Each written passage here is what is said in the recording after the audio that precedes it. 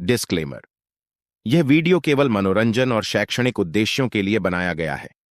इस उपन्यास में सभी नाम, पात्र, व्यवसाय, स्थान, घटनाएं या तो लेखक की कल्पना की उपज हैं या काल्पनिक तरीके से प्रयुक्त की गई हैं। ठीक है, चलो शुरू करते हैं। इस बार रामू के व्यवहार में अचानक आए बदलाव ने विक्की को थोड़ा चौंकाया। आमतौर पर वह इसके बारे में जरूर पूछता। उसे उम्मीद नहीं थी कि इस बार वह कुछ पूछेगा, बस सीधे काम पर लग जाएगा। ऐसा लग रहा था कि उसे एक सहायक की जरूरत है। अब चून की कंपनी बड़ी होती जा रही थी, इसलिए वह हर काम रामू और विक्की से नहीं करवा सकता था। बड़े काम तो ठीक थे, लेकिन कुछ कामों के लिए उनकी जरूरत नहीं थी और उन्हें एक सहायक संभाल सकता था। उसने बाद में इस मामले पर सोचना शुरू किया, क्योंकि वैसे भी कोई जल्दी नहीं थी। फिलहाल प्राथमिकता इस फिल्म और टेलीविज़न कंपनी के साथ सहयोग करने की थी। उन्हें आने वाले गेम की तैयारी के लिए एक नई एनिमेशन सीरीज जारी करनी थी। जहां तक एनिमेशन बनाने की बात है तो जाहिर है पोकेमोन ही था। वह रेपुटेशन स्टोर पर जांच करने गया। अगर उसने पूरी सीरीज खरीद ली होती तो उसके मौजूदा रेपुटेशन पॉइंट्स काफ़ी नहीं होते, लेकिन अगर उसने सिर्फ एक खास गेम खरीदा होता तो भी काफ़ी होता। चूंकि वह एक गेम था, इसलिए एनिमेशन की सामग्री ज़रूरी नहीं कि उसमें शामिल हो। इसलिए उसने इंडिगो लीग आर्क से सबसे अच्छी तरह मेल खाने वाले कई गेम खोजे, जीबी पर रेड, ब्लू, ग्रीन और येलो वर्जन। इनके साथ बाकी सब आसान हो जाएगा। वह कहानी से अच्छी तरह वाकिफ था। बचपन में ये लगातार टीवी पर प्रसारित होता था और उसने इसे अनगिनत बार देखा था। इस तथ्य के साथ कि वह कभी कभार इसे दोबारा देखता था, वह इंडिगो लीग आर्क से बेहद परिचित था। उसे कहानी का हर एक पहलू पता था। वे पहला भाग इंडिगो लीग आर्क रिलीज करके उसका असर देखते थे। इस तरह का एनिमेशन और गेम अभी तक इस दुनिया में नहीं आया था। सबसे करीबी चीज़ बस एक पालतू जानवर प्रणाली थी। पालतू जानवरों को पकड़ने की अवधारणा पूरी तरह से गायब थी। कुछ ही देर में रामू फिर से आया। मैंने तुम्हारे लिए बाकी वाले पहले ही मना कर दिए हैं और मैंने आज दोपहर के लिए कियाने फिल्म एंड टेलीविजन कंपनी के साथ अपॉइंटमेंट तय कर लिया है। कैसा लग रहा है? कोई बात नहीं, बस उन्हें बुला लो, विक्की ने कहा। ठीक है, मेरे लिए एक सहायक ढूंढो, वरना तुम्हें सब कुछ संभालना होगा। क्या तुम ये सब संभाल सकते हो? रामू ने सोचा और उसे एहसास हुआ कि यह सच था। उसके पास पहले से ही बहुत काम था और उसे लगातार इधर उधर भागना पड़ता था। बूढ़े जू के लिए एक सहायक रखने से उसका बहुत समय बचेगा, क्योंकि उसे हर जगह भागदौड़ करने की ज़रूरत नहीं पड़ेगी। फिर उसने शरारती मुस्कान के साथ विक्की की तरफ देखा। मैं अभी तुम्हारे लिए इसका इंतज़ाम कर देता हूँ। मैं गारंटी देता हूँ कि तुम संतुष्ट हो जाओगे। क्या आपकी कोई ज़रूरत है, जैसे ऊंचाई या बस्ट साइज? उद्धरण चिन्ह प्रश्नवाचक चिन्ह प्रश्नवाचक चिन्ह प्रश्नवाचक चिन्ह उद्धरण चिन्ह।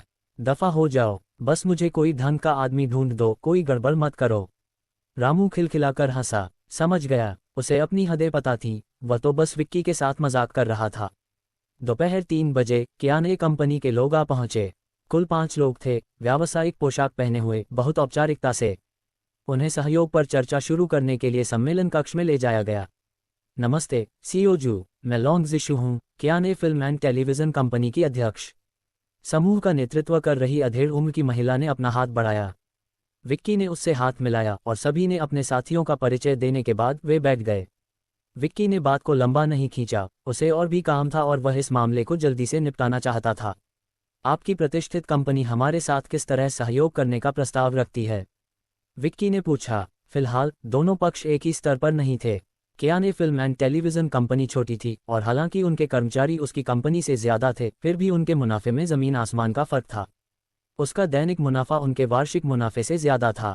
इस बार वह दूसरे पक्ष को ये देखने का मौका देना चाहता था कि क्या वे pocket monsters Indigo League arc बनाने के लिए सहयोग कर सकते हैं। लॉन्ग जिक्सू ने कहा, आपके साथ बातचीत करने का अवसर पाकर हम गौरवान्वित हैं। हम आपकी कंपनी के साथ सहयोग करना चाहते हैं, मुख्यतः आपके लिए सीजी सामग्री तैयार करके। बोलते हुए उसने अपनी कंपनी का प्रस्ताव विक्की को सौंप दिया। सीजी, विक्की ने भौहें चढ़ाईं। ज़्यादातर सीजी सामग्री 3D थी। क्या 2D एनिमेशन में विशेषज्ञता वाली कंपनी सीजी को अच्छी तरह से संभाल सकती है? इसके अलावा उसे सीजी में किसी की मदद की ज़रूरत नहीं थी। जब उसने मूल रूप से गेम खरीदा था तो सीजी सामग्री स्वाभाविक रूप से शामिल थी, इसलिए उसे निश्चित रूप से किसी सीजी की ज़रूरत नहीं थी। उसने उनके प्रस्ताव पर फिर से गौर किया। वे लीजेंड और क्रॉसफायर के लिए सीजी बनाना चाहते थे। विक्की ने प्रस्ताव को बंद कर दिया और धीरे से अपना सिर हिलाया। हमें वास्तव में दूसरों द्वारा सीजी बनाने की ज़रूरत नहीं है, हम इसे स्वयं संभाल सकते हैं। विक्की की बातें सुनकर कियाने के सभी लोग निराश दिखे। उनके जैसी एनिमेशन पर केंद्रित कंपनी के लिए सीजी बनाना ज़्यादा फायदेमंद नहीं था और अब कंपनी ने उनके प्रस्ताव को मंजूरी भी नहीं दी। विक्की के बयान के बारे में उन्हें समझ आ गया कि वे उपयुक्त नहीं हैं। लॉन्ग जिजू ने तब कहा, हम सचमुच आपकी कंपनी के साथ सहयोग करना चाहते हैं, भले ही मुनाफा कम हो। क्या कोई ऐसा तरीका है जिससे हम सहयोग कर सकें? विक्की ने फिर भी अपना सिर हिलाया। मुद्दा यह नहीं है, हमें सीजी बनाने में किसी और की मदद की ज़रूरत नहीं है। हालांकि मैंने सुना है कि आप 2D एनिमेशन में बहुत कुशल हैं। ये सुनकर लॉन्ग जिशू को उम्मीद की किरण दिखाई दी। ऐसा लग रहा था कि सीईओ जू के मन में कुछ और ही था। क्या वह कोई स्पिन ऑफ बनाने की योजना बना रहे थे? इस उद्योग में होने के नाते वह स्वाभाविक रूप से जानती थीं कि लोकप्रिय खेलों से अक्सर लघु वीडियो जैसे व्युत्पन्न उद्योग बनते हैं। उदाहरण के लिए, कई विदेशी खेलों के कई स्पिन ऑफ होते हैं, खासकर कथानक को एनिमेटेड सीरीज में बदलना, जो बहुत लोकप्रिय हो जाता है। हालांकि उनके आकार की एक छोटी कंपनी स्वाभाविक रूप से इसकी तुलना नहीं कर सकती थी। लेकिन अगर वे कंपनी के लिए एक लीजेंड स्पिन ऑफ बना सकें तो वे निश्चित रूप से खूब पैसा कमाएंगे। आने से पहले उन्होंने कंपनी और उनके द्वारा बनाए गए खेलों, खासकर लीजेंड पर पहले ही शोध कर लिया था। कंपनी का पहला गेम होने के नाते इसमें काफ़ी मेहनत लगी होगी। इसके अलावा इसकी एक पृष्ठभूमि कहानी भी थी और उन्होंने अपने कर्मचारियों को इसे खेलने के लिए भी कहा था। लॉन्ग जिशू ने मुस्कुराते हुए कहा, यह सही है। हम भले ही 3D एनिमेशन में सक्षम न हो, लेकिन हम 2D एनिमेशन में बहुत कुशल हैं। इसके अलावा हम वर्तमान में 3D एनिमेशन विकसित कर रहे हैं और हमारी 3D तकनीक में सुधार होने में ज़्यादा समय नहीं लगेगा। तो फिर ये काम करता है, विक्की ने कहा। क्या तुम मुझे अपने कुछ 2D काम दिखा सकते हो? लॉन्ग जिक्सू ने जल्दी से अपने बगल वाले व्यक्ति से नमूने निकलवाए। कुछ मिनट देखने के बाद गुणवत्ता काफ़ी अच्छी थी। चित्रों की गुणवत्ता उस पोकेमोन से बेहतर थी जो उसे याद था, और बारीकियां भी मौजूद थीं। हालांकि पोकेमोन जल्दी आ गया था और उस समय मानक सीमित थे, फिर भी एक अच्छे एनिमेशन के सबसे महत्वपूर्ण पहलू कथानक और चरित्र डिज़ाइन हैं। अगर वह चाहता तो वह किसी फिल्म और टेलीविज़न कंपनी के साथ मिलकर उसके पिछले जीवन से एक प्रमुख आईपी बनाने का विकल्प चुन सकता था, जो नारुतो होता। अगर वे सीधे नारुतो मोबाइल गेम बनाते तो प्रतिक्रिया निश्चित रूप से धमाकेदार होती। लेकिन अभी उसके पास ऐसी कोई योजना नहीं थी। पीसी गेम अभी पूरी तरह से विकसित नहीं हुए थे। ये धीरे धीरे किया जा सकता था, वैसे भी कोई जल्दी नहीं थी। उसी समय किसी ने दरवाज़ा खटखटाया। विक्की ने स्थिति का जायजा लेने के लिए एक संक्षिप्त व्यवधान का संकेत देते हुए सिर हिलाया। आमतौर पर कर्मचारी यह जानते हुए अंदर नहीं आते कि कोई मीटिंग हो रही है। क्या बात है? विकी ने दरवाज़ा खोलते हुए पूछा। सीईओ जू, डोंगयांग फिल्म एंड टेलीविज़न कंपनी नाम की एक कंपनी प्रवेश द्वार पर आ गई है और आपसे मिलना चाहती है। कर्मचारियों की आवाज़ें तेज़ नहीं थीं, लेकिन उस समय कॉन्फ्रेंस रूम शांत था, इसलिए वे स्वाभाविक रूप से उन्हें सुन सकते थे। जब उन्होंने सुना कि यह डोंगयांग फिल्म एंड टेलीविज़न कंपनी है, तो लॉन्ग जिशू और बाकी लोगों के चेहरे के भाव बदल गए। ठीक है, मैं समझ गया। पहले उन्हें रिसेप्शन रूम में ले चलो और काम खत्म होने के बाद मैं उन्हें बुला लूंगा। विकी स्वाभाविक रूप से डोंगयांग फिल्म एंड टेलीविज़न कंपनी के बारे में थोड़ा जानता था, क्योंकि यह एक बहुत ही शक्तिशाली कंपनी थी। फिल्म और टेलीविज़न उद्योग में ये शीर्ष स्तर की भी थी। कियानये की तुलना में जिसके साथ वे वर्तमान में बातचीत कर रहे थे, यह एक छोटी चुड़ैल की तुलना एक महान चुड़ैल से करने जैसा था। आप एक की तुलना कुछ ही वर्षों पहले स्थापित हुई कंपनी से कर सकते हैं और दूसरी की किसी सूचीबद्ध उद्यम से। इसलिए जब लॉन्ग जिशू और बाकी लोगों ने सुना कि डोंगयांग आ गया है, तो उनके चेहरे के भाव बदलने ही थे। डोंगयांग फिल्म एंड टेलीविज़न कंपनी की तुलना में उनके पास कोई भी लाभ नहीं था। डोंगयांग की नज़र में उनका सबसे मजबूत 2D एनिमेशन भी कोई मायने नहीं रखता था, क्योंकि उनकी तकनीक उससे बेहतर थी और वे 3D प्रोडक्शन के लिए सबसे ज़्यादा मशहूर थे। कर्मचारी को निर्देश देने के बाद विकी वापस बैठ गया। माफ़ करना, एक समस्या है। विकी ने उनके द्वारा दी गई सभी रिपोर्ट्स पढ़ीं। अपनी मौजूदा तकनीक से वे पॉकेट मॉन्स्टर्स की मूल सीरीज़ को पूरी तरह से बना सकते थे और उससे भी बेहतर। मैंने पढ़ना पूरा कर लिया है, लेकिन मेरा एक सवाल है। कृपया पूछें। लगभग 20 मिनट के एपिसोड वाले और कुल मिलाकर लगभग 100 एपिसोड वाले एनीमे को बनाने में आपको आमतौर पर कितना समय लगेगा? जाहिर है, हम ज़रूरी सामग्री जैसे चित्र भी उपलब्ध करा सकते हैं। लॉन्ग जिजू ने एक पल सोचा, फिर झिझकते हुए कहा, इसमें शायद 7 से 8 महीने लगेंगे। अगर हम जल्दी करें तो ये लगभग आधे साल में पूरा हो सकता है। उसे लगा कि अगर कंपनी सामग्री उपलब्ध भी करा दे तो शायद वह सिर्फ पृष्ठभूमि की कहानियां और कुछ इन गेम चित्र ही होंगे। और सामान्य से ज़्यादा एपिसोड थे, 100 एपिसोड, जिसका मतलब था कि विचार करने के लिए बहुत कुछ था।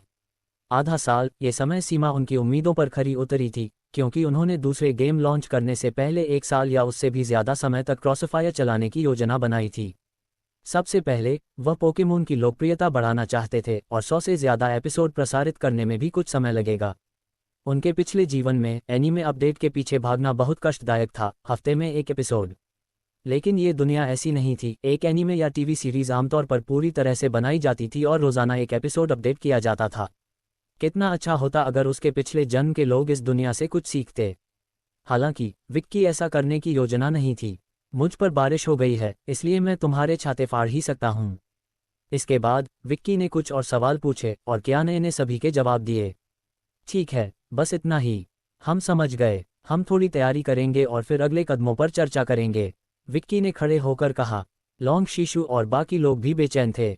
अगर डोंगयांग न होता तो शायद इस बार वे सचमुच कामयाब हो जाते, क्योंकि सियोजू भी उनके साथ सहयोग करने में रुचि रखते थे। लेकिन अब जब डोंगयांग के लोग आ गए थे तो उनके पास किसी भी मामले में डोंगयांग से मुकाबला करने का कोई तरीका नहीं था। उन्होंने बहुत ईमानदारी दिखाई थी, लेकिन ग्राहक तो कंपनी थी। जैसे ही वे उन्हें दरवाजे तक छोड़ने जा रहे थे, उन्होंने रिसेप्शन रूम से एक व्यक्ति को बाहर आते देखा।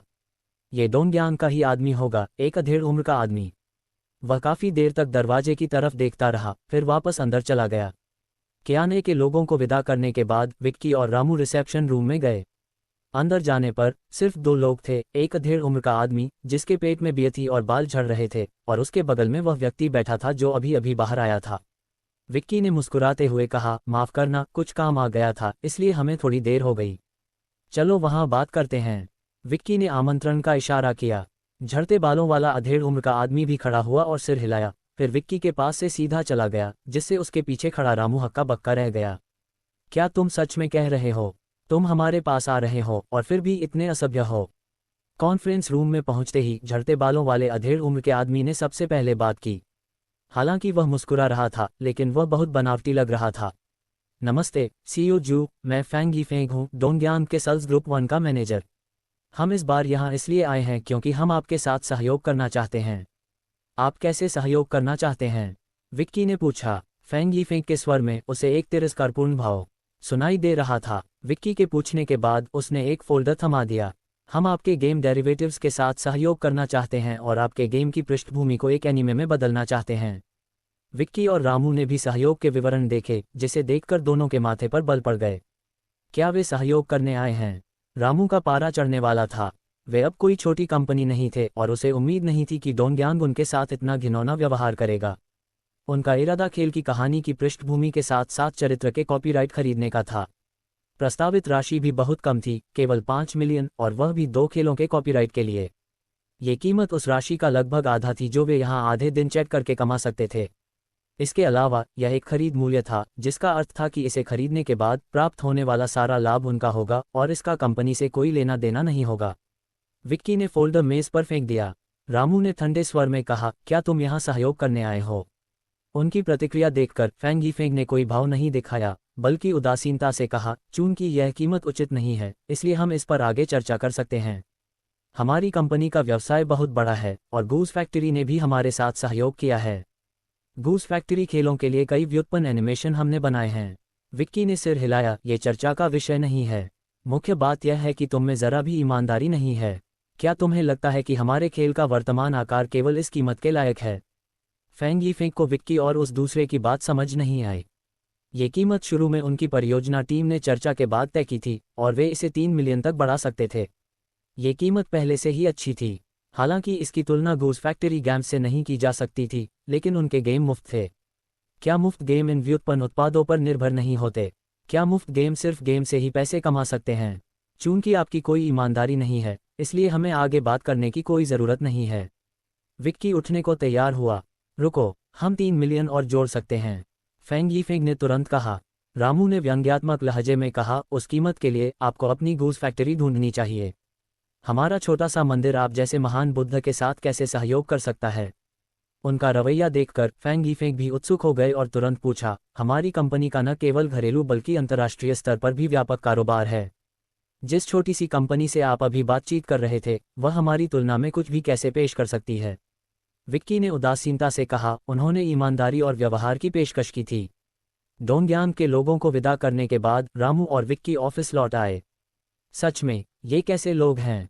सिर्फ इसलिए कि उनकी कंपनी शक्तिशाली है, उन्हें लगता है कि वे हमें नीचा दिखा सकते हैं। वे हमारे किरदारों का कॉपीराइट सिर्फ 5 करोड़ में खरीदना चाहते हैं। वे किसे नीचा दिखा रहे हैं? रामू बड़बड़ाया। विक्की ने भी ज्यादा कुछ नहीं कहा। चूंकि मामला खत्म हो चुका था, इसलिए वह डोंगयांग फिल्म एंड टेलीविजन कंपनी के साथ दोबारा सहयोग नहीं करेगा। उस नाम को देखकर ही साफ लग रहा था कि यह कोई अच्छा नाम नहीं है। डोंगयांग, क्या ये डोंगयांग का ही एक रूप नहीं है? उन्होंने वाकई कितना घटिया नाम चुना है। अगर वह अब कंपनी के अध्यक्ष नहीं होते तो जरूर उन्हें कोसते। ठीक है, हमें उनसे और कुछ नहीं कहना है। तैयारी करो और चलो कियाने फिल्म एंड टेलीविजन कंपनी के साथ अनुबंध संबंधी मुद्दों पर चर्चा करते हैं। जितनी जल्दी अनुबंध पर हस्ताक्षर हो जाएंगे, उतनी ही जल्दी मैं आगे जाकर क्रॉसफायर के लिए आगे के मुद्दों को सुलझा पाऊंगा। ठीक है, मैं उनसे तुरंत संपर्क करूंगा। अगले दिन कियाने से लोग आ गए। कल वाले कुछ ही लोग थे। जब लॉन्ग शीशु ने सुना कि कंपनी उनके साथ एक अनुबंध पर हस्ताक्षर करने वाली है, तो वह एक पल के लिए स्तब्ध रह गई। उसने शुरू में सोचा था कि कोई उम्मीद नहीं है, लेकिन खुशी अचानक आ गई। तुरंत उन्होंने अपने हवाई जहाज के टिकट रद्द कर दिए, रात भर रुके और अगली सुबह जल्दी कंपनी पहुंच गए। चूंकि रविवार था, सुबह सुबह ज्यादा लोग नहीं थे और विक्की और अन्य लोग अपेक्षाकृत देर से पहुंचे। अपने पद पर पहुंचने के बाद वहां कौन सी छुट्टियां थीं? पूरा साल कार्य दिवस ही था। वह आज थोड़ा देर से आया था। जब तक वह पहुंचा, लॉन्ग शीशु और अन्य लोग 1 घंटे से इंतजार कर रहे थे। इससे विक्की हैरान हो गया। इसके तुरंत बाद उन्होंने सम्मेलन कक्ष में अनुबंध पर हस्ताक्षर के मुद्दों पर चर्चा की। अनुबंध पर हस्ताक्षर होने के बाद उसने सामग्री उन्हें सौंप दी। विक्की द्वारा दी गई सामग्री को पढ़ने के बाद लॉन्ग शीशु और अन्य सभी चौंक गए। ऐसा इसलिए नहीं था कि उसने बहुत कम दिया था, बल्कि इसलिए कि वह बहुत अधिक थी। उन्हें अगले कदम के बारे में सोचने की बिल्कुल भी जरूरत नहीं थी। विक्की ने उनके लिए पहले ही इसकी योजना बना ली थी। उन्हें बस चरणों का पालन करना था। मुझे लगता है कि हम इसे जल्दी खत्म कर सकते हैं, लॉन्ग जिक्स्यू ने कहा। यह सबसे अच्छा होगा। मुझे उम्मीद है कि पोकेमोन गर्मी की छुट्टियों में रिलीज हो जाएगा। कोई बात नहीं, हम इसे उस समय तक जरूर पूरा कर लेंगे, लॉन्ग जिक्स्यू ने उत्साह से कहा। आखिरकार यह एक बहुत बड़ा ऑर्डर था और सीईओ जू एक अच्छे इंसान थे। उन्होंने न केवल उन्हें पूरा भुगतान देने के लिए हामी भरी, बल्कि बिक्री राजस्व का 10% भी दिया। आम कंपनियों में, खासकर इस तरह के कस्टम मेड एनिमेशन के लिए, यह बहुत कम होता था। पूरी सुबह सभी शर्तों को अंतिम रूप देने के बाद कियाने के लोग उत्साहित होकर चले गए। विक्की अगली सामग्री पर काम करने के लिए वापस चला गया। अगले संस्करण के अपडेट के संबंध में उसके कुछ काम अभी भी अधूरे थे। यह अपडेट एक बड़ा संस्करण होगा। क्रॉसफायर को लीजेंड की तरह बार बार अपडेट नहीं किया जाएगा, इसलिए हर संस्करण अपडेट में नया गेमप्ले और नई सामग्री शामिल होगी। अब ऐसा लग रहा था कि 4 मोड अभी भी बहुत कम थे। खिलाड़ियों की संख्या अभी भी टीम डेथमैच और बॉम्बिंग मोड में केंद्रित थी, जबकि एनिहिलेशन मोड दूसरे स्थान पर था। घोस्ट मोड में सबसे कम खिलाड़ी थे क्योंकि अन्य हाथापाई हथियार अभी तक जारी नहीं किए गए थे, केवल छोटा चाकू जिससे स्टील्थ वाला पक्ष स्वाभाविक रूप से असहज हो जाता था। हालांकि इस अपडेट के बाद चैलेंज मोड के आने से चैलेंज टेस्ट शुरू होंगे, जिनमें कई हाथापाई हथियार होंगे। खास तौर पर चाकू की लड़ाइयों का भूतपूर्व संकट कुकरी भी छोड़ा जाएगा। उसे उस जमाने की वह लोकप्रिय कहावत अब भी याद है, कुकरी कुत्ते, बाएं माउस बटन को दबाए रखना और छोड़ना नहीं। उस जमाने में जब शायद ही कोई हेलमेट पहनता था, सिर पर एक हल्का सा वार किसी को मार गिराने के लिए काफी था, खासकर जब कुकरी की हल्की मारक क्षमता तेज थी। सिर्फ कुल्हाड़ी ही उसका मुकाबला कर सकती थी। उस जमाने में अगर आपके पास एक सुनहरी कुल्हाड़ी होती, तो चाकू की लड़ाइयों में उसकी उपस्थिति अद्भुत होती थी। वह ये भी सोच रहा था कि क्या उसे सुनहरे हथियार बनाने चाहिए। जब वह इंटरनेट कैफे में था, तो उसे पास के किसी व्यक्ति से पता चला कि ऑनलाइन रिडीम कोड उपलब्ध हैं जिनसे सुनहरे हथियार निकाले जा सकते हैं। उसे वे कोड मिल भी गए, लेकिन दर्जनों निकालने के बाद भी उसे कुछ नहीं मिला, एक भी सुनहरा हथियार नहीं। उस जमाने की सबसे दुर्लभ चीज थी गोल्डन M4। अगर वह जमीन पर गिर जाती तो लोग उसे झपटने के लिए दौड़ पड़ते। शायद वह एक ऐसा हथियार बना सके और यहाँ के खिलाड़ियों को वही अनुभव करा सके जो उन्होंने उस जमाने में अनुभव किया था। जैसे जैसे समय धीरे धीरे बीतता गया, क्रॉसफायर के रिलीज होने के 10वें दिन ही खिलाड़ियों की संख्या सीधे 10 करोड़ के आंकड़े को पार कर गई। कुछ समय के लिए इंटरनेट पर जबरदस्त प्रचार प्रसार हुआ। मुफ्त गेम का विशाल आकार इस गेम की गुणवत्ता को दर्शाता था। इसके अलावा ये संख्या अभी भी बढ़ रही थी। ये कहा जा सकता है कि यह तो बस शुरुआत थी, अभी चरम पर पहुंचने से बहुत दूर। विक्की ने भविष्यवाणी की थी कि उसके पिछले जन्म में क्रॉसफायर का नारा 30 करोड़ चूहों का गोलीबारी का सपना, इस दुनिया में यह निश्चित रूप से हासिल किया जा सकता है। अगर इस खेल का वैश्विक स्तर पर प्रचार किया जाता तो 1 अरब तक पहुंचना भी संभव हो सकता था, क्योंकि इस दुनिया में अन्य देशों की तो बात ही छोड़िए, लगभग 1 अरब घरेलू गेमर्स थे। इसलिए यह मुश्किल नहीं था। समय ही इसका उत्तर देगा। क्रॉसफायर के लॉन्च होने के 20वें दिन खिलाड़ियों की संख्या 30 करोड़ से ज़्यादा हो गई, यानी 10 दिनों में इसमें सीधे 3 करोड़ की वृद्धि हुई। इस रुझान को भयावह कहा जा सकता है। सबसे चौंकाने वाली बात यह थी कि लीजेंड के दैनिक सक्रिय उपयोगकर्ताओं की संख्या में कोई कमी नहीं आई, जिससे साफ जाहिर था कि लीजेंड खिलाड़ी दोनों गेम खेल रहे थे। धीरे धीरे वे सभी वफादार प्रशंसक बन गए। 27वें दिन तक ऑनलाइन खिलाड़ियों की संख्या 50 करोड़ तक पहुंच गई थी। 3 दिन शेष रहते विक्की ने सीधे एक घोषणा जारी की, जिसमें अपडेट शुरू करने की तैयारी थी। चूंकि नए साल से कुछ दिन पहले की बात थी, इसलिए खिलाड़ियों के पास ज़्यादा ऑनलाइन समय होगा। ये खबर देखकर उन्होंने और भी ज़्यादा उत्सुकता व्यक्त की, खासकर जब विक्की ने इस अपडेट के बारे में, खासकर नए मोड के बारे में थोड़ी जानकारी भी जारी की। हालांकि यह ज़ॉम्बी मोड का केवल 1 दर्जन सेकंड का फुटेज था, फिर भी इसने खिलाड़ियों को बेहद उत्साहित कर दिया। चूंकि यह पहला अपडेट था, इसलिए उन्होंने टर्मिनेटर मोड को तुरंत लॉन्च न करने का फैसला किया। इसके बजाय उन्होंने पहले सेवियर मोड जारी करने की योजना बनाई। आखिरकार सेवियर पहले रिलीज हुआ था। उस समय किसे उम्मीद नहीं थी कि वे सेवियर बन सकते हैं, खासकर सेवियर के हाथ में ग्रेनेड लॉन्चर, जिससे चीज़ों को उड़ाना वाकई संतोषजनक लगता था। छोटे भूत लगातार धमाकों से पीछे हटने को मजबूर हो रहे थे। उन्होंने 5 मैप्स के साथ शुरुआत भी की, जिनमें बायोहाज़ार्ड, कोलोसियम और पिरामिड जैसे लोकप्रिय मैप्स शामिल थे। कुछ और मैप्स बाद में जारी किए जाने थे, लेकिन ये कुछ ही पहले से ही बेहद लोकप्रिय थे। जैसे जैसे समय नज़दीक आ रहा था, आज शनिवार था, हालांकि नया साल आ रहा था, फिर भी दयनीय ऑफिस कर्मचारियों को अभी भी काम करना था। वसंत उत्सव की छुट्टियों में अभी 1 हफ्ता बाकी था। इस दिन के आते ही, चाहे घर पर खेल रहे हों या इंटरनेट कैफ़े में, सभी जल्दी लॉग इन कर लेते थे। कुछ जगहों पर इंटरनेट कैफ़े मैनेजर के रोलिंग डोर खोलते ही लोग लॉग ऑन करने के लिए पहुंच ही जाते थे। यह अपडेट संयोग से 6:30 बजे खत्म होना था, इसलिए इस समय पहुंचने का मतलब था कि संस्करण अपडेट पूरा हो गया था। आखिरकार ये पहला अपडेट था और खिलाड़ियों का उत्साह बहुत ज़्यादा था। सुबह 7 बजे लू शाओ हुआ और कुछ अन्य लोग इंटरनेट कैफ़े में बैठे थे। जैसे ही गेम अपडेट पूरा हुआ, वे गेम में कूदने के लिए बेताब हो गए। मुझे आश्चर्य है कि इस बार उन्होंने क्या अपडेट किया है, लियू फैंग ने गेम में लॉग इन करते हुए कहा। यह एक बहुत बड़ा अपडेट है, इसमें बहुत कुछ नया हो सकता है। क्या उन्होंने कुछ दिन पहले एक टीज़र जारी नहीं किया था? क्या उसमें किसी नए मोड का जिक्र नहीं था?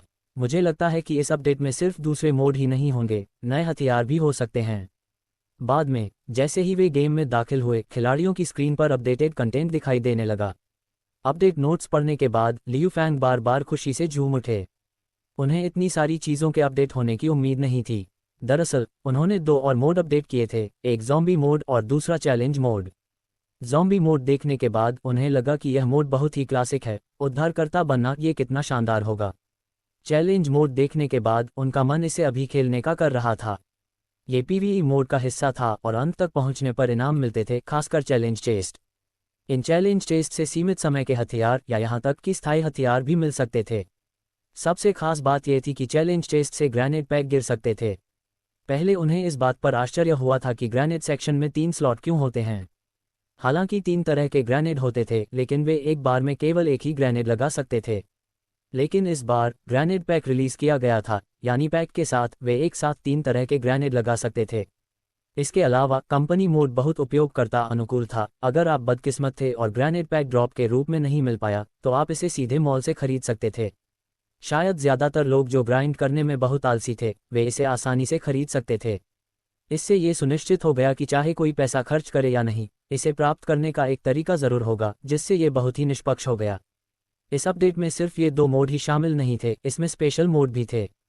केवल 2 प्रकार के थे, नाइफ फाइट और स्नाइपर बैटल। स्नाइपर बैटल के लिए वॉच टावर सिटी नामक एक नया नक्शा लॉन्च किया गया था। लियू फैंग के अनुसार यह मुख्य मुद्दा नहीं था। ध्यान 2 नए पात्रों पर था, एक पुरुष पात्र ब्लेड, दूसरा एक महिला पात्र स्पिरिट फॉक्स। स्पिरिट फॉक्स को देखते ही लियू फैंग ने अनजाने में अपने होंठ चाट लिए। इसे खरीदो, उसे इसे ज़रूर खरीदना था। वह आकृति, वह चेहरा, यह अद्भुत था। हालांकि जांच करने पर वह अभी तक स्थायी संस्करण नहीं खरीद सका था, वह इसे केवल किश्तों में ही खरीद सकता था।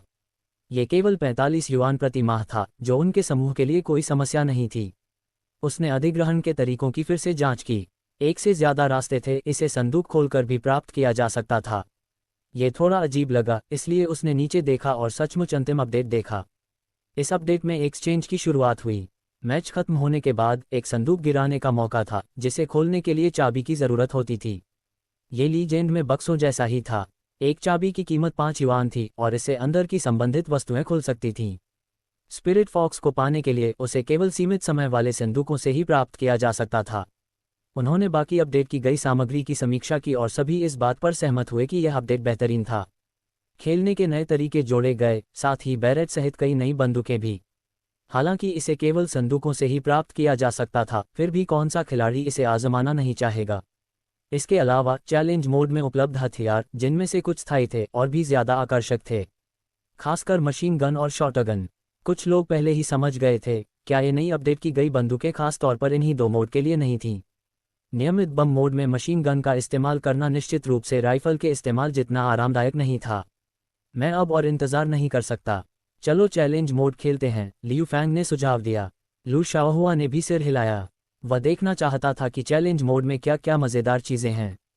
उसने तुरंत एक कमरा बनाया। आज 4 कमरे आए थे और चैलेंज मोड के कमरे 4 खिलाड़ियों के लिए बिल्कुल सही आकार के थे। ज़रा रुको, मैं पहले एक मशीन गन खरीदूंगा। अगर हम राइफल लेकर गए तो कुछ ही गोलियां चलने के बाद हमारे पास गोला बारूद खत्म हो जाएगा, लू शाओहुआ ने कहा। फिर उसने कई मशीन गन खरीदी। हमें कौन सा नक्शा चुनना चाहिए? इस बार कई चैलेंज मैप थे। विचारशील कंपनी ने हर नक्शे को एक कठिनाई रेटिंग भी दी थी। कुल 5 नक्शे थे, रहस्यमयी शिविर, जलनगर, मौत की घाटी, वाल्किरी और विशाल शहर के खंडहर। पहले 4 नक्शे शुरू से ही उपलब्ध थे, लेकिन विशाल शहर के खंडहर विकी द्वारा जोड़ा गया नक्शा था। शुरुआती चैलेंज मैप में सबसे लोकप्रिय होने के कारण विकी को लगा कि इसे बाद में जारी करने के बजाय सीधे शुरुआत में ही डाल देना बेहतर होगा। वैसे भी हर नक्शे में 3 मोड होते थे, सरल, सामान्य और कठिन। रहस्यमयी शिविर 3 सितारे, विशाल शहर के खंडहर 3 सितारे, जलनगर 4 सितारे, मौत की घाटी 5 सितारे, वाल्किरी 5 सितारे। बेशक जितने कम सितारे नक्शा उतना ही आसान, लेकिन अगर आपने 3 सितारा नक्शों को कम करके आंका तो आप निश्चित रूप से हार जाएंगे। लू शाओहुआ ने विकल्पों पर गौर किया। चलो विशाल शहर के खंडहर चुनते हैं और हम सामान्य कठिनाई के साथ चलेंगे। कोई बात नहीं, तीनों आत्मविश्वास से भरे हुए थे और कठिनाई की जरा भी चिंता नहीं कर रहे थे। विक्की ने भी यही सोचा, उन्हें सोचने दो कि यह मुश्किल नहीं होगा। 17 और 19 राउंड तक इंतजार करो, फिर उन्हें पता चलेगा कि क्रूरता क्या होती है। वे जल्दी से खेल में उतर गए। खेल में उतरने के बाद हालांकि राक्षस दिखाई दिए, उन्होंने लड़ने की जल्दी नहीं की, बल्कि पहले नक्शे से खुद को परिचित किया। जब उन्होंने तीसरा चरण पूरा किया और लियू फैंग अपने गोला बारूद को फिर से लोड कर रहे थे, तभी उनके हेडफोन में अचानक एक तेज चुभने वाली आवाज़ आई। इससे वह चौंक गए और उनके ठीक सामने बदसूरत महिलाओं का एक समूह प्रकट हुआ, जो अपने नुकीले दांत और लहराते पंजों के साथ उनकी ओर झपटा। तुमने मुझे डरा दिया, ये क्या हैं और ये कहाँ से आए हैं? लियू फैंग द्वारा कुछ जहरीली सांप महिलाओं को मारने के बाद उन्होंने थोड़ी शिकायत की, उनका स्वास्थ्य 30 से ज्यादा अंक कम हो गया था। तभी जब लियू फैंग ने एक काले भूत का स्वास्थ्य बार खाली कर दिया तो आश्चर्यजनक रूप से काला भूत मरा नहीं। इसके बजाय उनके सिर के ऊपर एक विस्मयादिबोधक चिन्ह दिखाई दिया। क्या हो रहा है? वह उसके और भी करीब चला गया। धमाका! वह तुरंत उड़ गया, जिससे वह पूरी तरह से हतप्रभ रह गया। क्या हुआ? वह अचानक क्यों उड़ गया? बेवकूफ, क्या तुमने देखा नहीं कि उस पर आत्मघाती भूत लिखा था? तुम उसके पास क्यों गए? वह साफ तौर पर खुद को नष्ट करने वाला था, लू शाओहुआ ने उसकी ओर देखते हुए कहा। पुनर्जन्म के बाद वह छोटे भूतों से लड़ने वापस चला गया। उसने सचमुच ध्यान नहीं दिया था। इस बार सबक सीखकर वह निश्चित रूप से दोबारा वही गलती नहीं करेगा। 5वीं लहर तक एक बड़ा भूत प्रकट हुआ, विशाल हरा दानव। क्या ये कोई छोटा सा बॉस है? सौभाग्य से उन्होंने मिलकर काम किया और उसे आसानी से हरा दिया। फिर 10वें राउंड में एक और भूत प्रकट हुआ। इसके बाद वे 16वें राउंड में पहुंच गए। इसे पार करने के बाद लियू फैंग आत्मविश्वास से भर गया। ये बिल्कुल भी मुश्किल नहीं है। जैसे ही स्क्रीन पर 17वां राउंड दिखाई दिया, खेल के अंदर की आवाज़ बदल गई। आवाज़ क्यों बदल गई? क्या कोई और बॉस बाहर आ रहा है? इससे पहले कि वे कुछ कह पाते, ऊपर से रेंगते हुए भूतों का एक विशाल झुंड प्रकट हुआ। न सिर्फ उनकी संख्या ज्यादा थी, बल्कि वे अविश्वसनीय रूप से तेज भी रेंग रहे थे। आवाज़ सुनकर चारों अभी भी हक्के बक्के थे। अब क्या हो रहा है? इस समय उनमें से 2 अभी भी रिलोडिंग कर रहे थे। एक दूसरी मंजिल पर गैटलिंग गन लिए हुए था और एक तीसरी मंजिल पर। स्क्रीन पर उल्टी गिनती शुरू हो गई। वे अभी भी भूतों की तलाश कर रहे थे कि अगले ही पल गैटलिंग गन पकड़े हुए व्यक्ति के पीछे बड़ी संख्या में भूत प्रकट हुए और तेजी से उनकी ओर रेंगते हुए बढ़े। क्या बकवास है? लू शाओहुआ भी दंग रह गया। इतने सारे भूत एक साथ कैसे प्रकट हो सकते हैं और इतनी तेजी से उनकी ओर रेंगते हुए कैसे आ सकते हैं? सबसे पहले गैटलिंग गन वाले को तकलीफ हुई, उसे तुरंत पंजों से मार डाला गया। चारों के एक एक प्राण गंवाने के बाद भी वे भूतों की इस लहर को खत्म नहीं कर पाए। इस लहर को खत्म करने के बाद उनमें से 2 के पास कोई अतिरिक्त प्राण नहीं बचे थे। अभी अभी वह लहर क्या थी? इतने सारे, इतनी तेज, सचमुच घिनौनी। लियू फैंग ने अपने मात्र 30 स्वास्थ्य बिंदुओं को देखते हुए अवाक होकर कहा, पता नहीं, यह कोई खास स्टेज होना चाहिए। अभी तो सिर्फ 17वीं लहर है, अभी 10 से ज्यादा लहरें बाकी हैं, मुझे लगता है और भी आएंगी, लू शाओहुआ ने कहा। 18वीं लहर पूरी होने के बाद वह आवाज फिर से सुनाई दी। ये सुनकर चारों तुरंत उठ बैठे। शुक्र है, उन्होंने अभी अभी रिलोडिंग पूरी की थी। फिर लू शाओहुआ ने कहा, मैंने अभी अभी भूतों की उस लहर को ऊपर से नीचे आते देखा। चलो सब दूसरी मंजिल पर चलते हैं और देखते हैं कि वे नीचे रेंगते हैं या नहीं। अभी खेलते हुए उसने ये भी देखा कि जब तक वे भूतों को आकर्षित करते रहेंगे वे ऊपर से नीचे आ सकते हैं, लेकिन ज्यादातर जिस रास्ते से आए थे उसी रास्ते से वापस लौट जाएंगे। उनमें से कुछ लोग ट्रेन के डिब्बे के पास आकर एक साथ खड़े हो गए। दरअसल जैसा लू शाओहुआ ने सोचा था, भूतों का वह समूह उनकी ओर रेंगता हुआ आया, कोई भी नीचे नहीं गया। इससे काम आसान हो जाता है। हालांकि बहुत सारे भूत रेंग रहे थे। हालांकि उन चारों के पास मशीन गनें थीं, फिर भी उनकी मारक क्षमता अपर्याप्त थी। लियू फैंग सबसे पहले पंजों से मारा गया। मरने के बाद उसे पता चला कि वह अभी भी पुनर्जीवित हो सकता है, लेकिन इसके लिए एक पुनर्जीवित सिक्का चाहिए। वह किसका इंतजार कर रहा था? वह तुरंत पुनर्जीवित हो गया। उसके खाते में काफी पैसा जमा हो गया था, इसलिए उसने सीधे एक सिक्का खरीद लिया। अगले ही पल वह पुनर्जीवित होने के बिंदु पर प्रकट हुआ। उसके पुनर्जीवित होने से तुरंत सब कुछ गड़बड़ा गया। दूसरी मंजिल पर मौजूद भूत सीधे नीचे रेंगने लगे। जब उसने अपने साथियों के पास जाने की कोशिश की तो उसने पाया कि उसका स्वास्थ्य कम हो रहा है। उसने देखा तो उसके पीछे रेंग भूतों का एक समूह दिखाई दिया। हे भगवान, ये कहाँ से आ गए? वह जल्दी से अपने पीछे भूतों से लड़ने गया, लेकिन इस समय तक उनका गठन पहले ही टूट चुका था, वे घिर चुके थे। उसे फिर से पंजों से मार डाला गया। उसके बाद उसके 3 साथियों को भी पंजों से मार डाला गया। सौभाग्य से उन्होंने उनमें से ज्यादातर को हरा दिया था और पुनर्जीवित होने के बाद वे इस चरण को पार कर गए। अरे बदकिस्मत, तुम बिना सोचे समझे पुनर्जीवित क्यों हो गए? इस चरण को पूरा करने के बाद लियू फैंग के बगल वाले व्यक्ति सुन शुहाओ ने उसे मुक्का मारा। अब उन सभी के पास केवल एक एक जीवन बचा था और लू शाओहुआ के पास भी। मुझे कैसे पता? मुझे लगा था कि पुनर्जीवित करने वाले सिक्के से पुनर्जीवित करने पर मैं उसी स्थान पर बना रहूंगा। बेवकूफ, क्या तुमने पुनर्जीवित करने वाले बिंदु पर ही पुनर्जीवित नहीं किया था? पुनर्जीवित करने वाले सिक्के का इस्तेमाल भी निश्चित रूप से वैसा ही होगा। अभी अभी शाओहुआ ने कहा था कि अगर हम सब यहीं रहेंगे तो वे नीचे नहीं जाएंगे और हमें घेरेंगे नहीं। और क्या तुमने नहीं देखा कि इस बार 17वीं लहर से भी ज्यादा भूत थे? नहीं नहीं, मैं अगली बार ध्यान दूंगा। लियू फैंग भी जानता था कि वह गलत था और उसने कुछ और नहीं कहा। 20वीं लहर पूरी करने के बाद एक छोटा सा बॉस प्रकट हुआ। क्या ये लोडिंग स्क्रीन वाला बॉस नहीं है? ये थोड़ा छोटा लग रहा है, लियू फैंग ने टिप्पणी की। उनका कार्य विभाजन स्पष्ट था। एक व्यक्ति एग्रो को आकर्षित करने के लिए जिम्मेदार था और बाकी 3 पीछे से हमला करने के लिए। नीचे वो नीली पट्टी क्या है? लियू फैंग ने पूछा। मुझे नहीं पता, उसे दबाकर देखो। लियू फैंग द्वारा F दबाने के बाद उसकी तरफ से नया संगीत बजने लगा और फिर उसने पाया कि उसकी गति वास्तव में बढ़ गई थी। यह मजेदार है। लियू फैंग अविश्वसनीय रूप से तेज दौड़ा। उसे मूल रूप से एग्रो को आकर्षित करना था, लेकिन वह बहुत तेज दौड़ा जिससे एग्रो खो गया। टाइटन ने पलटकर लू शाओहुआ को मुक्का मारकर मार डाला। इससे लू शाओहुआ का चेहरा काला पड़ गया। लियू फैंग फिर से मुसीबत खड़ी कर रहा था।